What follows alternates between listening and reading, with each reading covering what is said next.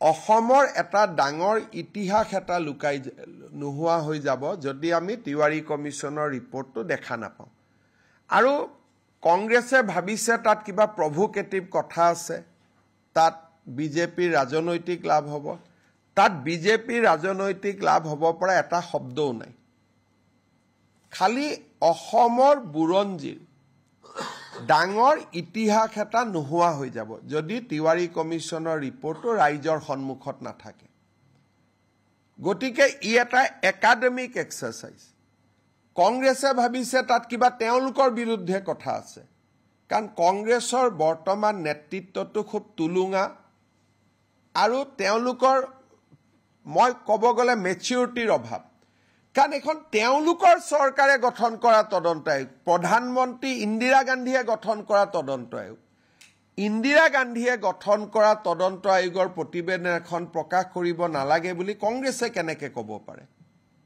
আৰু বিৰোধী দলপতি দেৱব্ৰত শইকীয়াৰ দেউতাকে এই কমিটিখন পৰিচালনা কৰিছিল তেওঁৰ মুখ্যমন্ত্ৰীৰ দিনত তাৰমানে এই কংগ্ৰেছ পাৰ্টিটোৰ মেচিউৰিটি নাই বৰ্তমানৰ যেটো কংগ্ৰেছ পাৰ্টি চলি আছে তুলুঙা একেবাৰে মানে পলিটিক্যাল মেচিউৰিটি নোহোৱা পাৰ্টি এটা তেওঁলোকৰ কামটো আমি কৰিছো আৰু আমি কিমান ওপেন কালি আমাক আছুৱে কৈছে আৰু ৰিপৰ্টত আছুৰ ওপৰতহে কিছুমান নিগেটিভ আছে কালি আছুৱে মোক কৈছে যে নহয় আমি জানো আমাৰ ওপৰত নিগেটিভ আছে কিন্তু তথাপিতো এখনো সদনত আহক কাৰণ আন্দোলনৰ ইতিহাসৰ ই এটা অংশ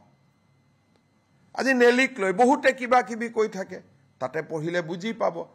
অকল নেলি আহা নাই তাত গহপুৰ আহিছে সমৰীয়া আহিছে শিলাপথাৰ আহিছে গতিকে এই ৰিপৰ্টখন পঢ়িলে নতুন প্ৰজন্মই বহুত কথা জানিব পাৰিব অসম আন্দোলন কিয় হৈছিল কিয় হ'বলগীয়া হ'ল আৰু সেই সময়তে তিৱাৰী কমিছনে সাংবিধানিক ৰক্ষা কবচ ৰিকমেণ্ড কৰি গৈছিল in 1983 গতিকে এইবিলাক জনা ভাল আজি আমি জি কৈ আছো